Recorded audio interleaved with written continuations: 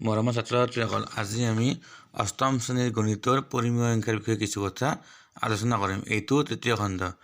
আজি আমি ইয়াৰ প্ৰথম অনুশীলনীৰ কিছু অংক কৰিব চেষ্টা কৰিম। প্ৰথমতে যোগাত্মক অভেদ মানে কি কিছু কথা জানো আহা। আমি তোমালোকৰ পাঠ্যপুথিত দিয়াৰ দৰে 0+2 সমান 0+2 যোগ কৰিলে কি পাম 2 পাম, আৰু 2+0 যোগ কৰিলে আমি কি পাম 2 পাম। এনেদৰে কোনো এটা কি পৰিমেয় সংখ্যাৰ লগত 0 যোগ কৰিলে আমি কি পাম, সেই পৰিমেয় সংখ্যাটোৱে পাম। আমি 0 যোগ কৰিলে কি পাম, সেই পৰিমেয় সংখ্যাটো পাম। যদি a এটা পৰিমেয় সংখ্যা হয় তেতিয়াহ'লে a + 0 = 0 + a সমান a। 0 কি বুলি কয়, এই ক্ষেত্ৰত যোগৰ অভেদ বুলি কোৱা হয়। 0 হ'ল যোগাত্মক অভেদ। আৰু এটা আছে গুণাত্মক অভেদ। যিকোনো পৰিমেয় সংখ্যাৰ সৈতে 1 পূৰণ কৰিলে কি হয়, আমি সেই পৰিমেয় সংখ্যাটোৱে পাওঁ। যেনে 5 + 1 সমান কি পাম, 5 পাওঁ। 1 + 5 হ'লে 5 পাওঁ। তাৰমানে 1 পূৰণ কৰিলে পূৰণফল আমি সেই সংখ্যাটোৱে হয়। অৰ্থাৎ যিকোনো পৰিমেয় সংখ্যাৰ a ৰ বাবে কি হ'ব, a × 1 = a = 1 × a। একো কি কয়, পৰিমেয় সংখ্যাৰ ক্ষেত্ৰত গুণাত্মক অভেদ বুলি কোৱা হয়।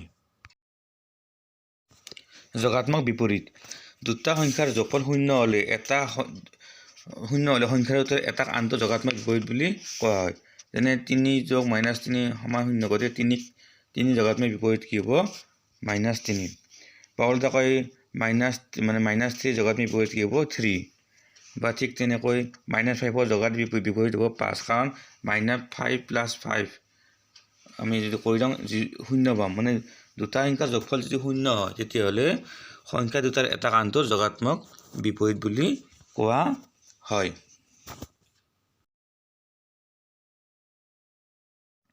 গুণাত্মক বিপৰীত। দুটা সংখ্যাৰ পূৰণফল 1 হ'লে সংখ্যা দুটাৰ এটাক আনটোৰ গুণাত্মক বিপৰীত বুলি কোৱা হয়। যদি দুটা সংখ্যা পূৰণ কৰিলে যদি আমি 1 পাওঁ তেতিয়াহ'লে এটাক আনটোৰ কি বুলি ক'ব, গুণাত্মক বিপৰীত বুলি কোৱা হয়। যেনে 7 × 1/7 কৰিলে কি পাম, 1 পাম। মানে 7ৰ লগত 1/7 পূৰণ কৰিলে আমি কি পাম, 1 পাম। মানে কি হ'ব, 7ৰ গুণাত্মক বিপৰীত হ'ল 1/7, মানে 7ৰ গুণাত্মক বিপৰীত হ'ল 1/7। ঠিক তেনেকৈ 1/-5ৰ গুণাত্মক বিপৰীত হ'ব -5, কাৰণ দুটা পূৰণ কৰিলে আমি কি পাম, 1 পাম। অৰ্থাৎ যিকোনো এটা অশূন্য পৰিমেয়, কিন্তু 0 হ'লে নহ'ব, অশূন্য পৰিমেয় সংখ্যা হ'লে 1/1 এৰ গুণাত্মক বিপৰীত বুলি কোৱা হয়। বা 1/1 গুণাত্মক বিপৰীত বুলি কোৱা হয়। গুণাত্মক বিপৰীতৰ আন এটা নাম আছে কি, প্ৰতিক্ৰম। আৰু আমি চাব গ'লে 1ৰ প্ৰতিক্ৰম কি হ'ব, 1 হ'ব। এতিয়া আমি তোমালোকৰ পাঠ্যপুথিত থকা প্ৰথম অনুশীলনী 1.1টো আমি কৰিব চেষ্টা কৰিছোঁ। তোমালোকে চাবা, চাই নিজে কৰিব চেষ্টা কৰিবা। অলপ বুজি ল'বলৈ চেষ্টা কৰি অংকবিলাক পিছত নিজে কৰিব চেষ্টা কৰিবা।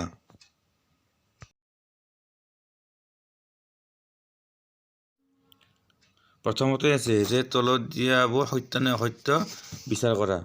যে পৰিমেয় সংখ্যা যোগ আৰু পূৰণৰ বিধি মানি চলে নে নচলে, এইটো চলে, মানে এইটো সত্য।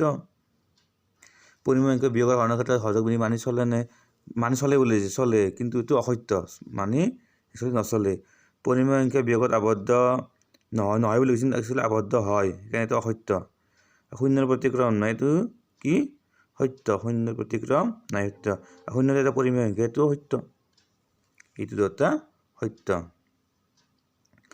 তাৰপিছত এইটো দিছে, এইটো 3/2 × 5/6 × 4/7 = 4/8, এইটো কি সত্য, ক্ৰম বিনিময় বিধি, এইটো সত্য।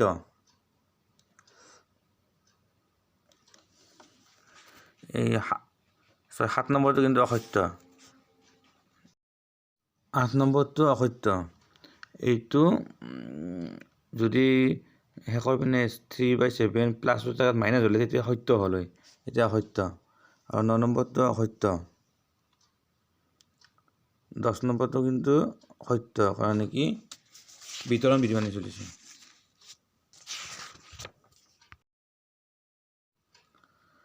তোমালোকে বাকীবিলাক কৈ দিছোঁ, তোমালোকে প্ৰথমে চাই ল'বা, তাৰপিছত নিজে কৰিব চেষ্টা কৰিবা। ইয়াত যোগাত্মক বিপৰীত সংখ্যা পৰিছে -7/9, যোগাত্মক বিপৰীত কি হ'ব, 7/9 হ'ব, কাৰণ দুটা যোগ কৰিলে আমি 0 পাব লাগিব, যোগ কৰিলে 0 পাম। 3 - 3 হ'ব, মাইনাছ 2/8 অকল 2/8 হ'ব।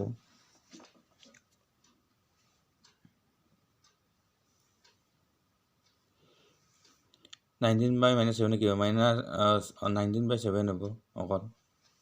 আৰু -a/c থাকিব, a/c। এনেদৰে অংকবিলাক কৰি দিছোঁ, তোমালোকে চাবা আৰু নিজে কৰিব চেষ্টা কৰিবা।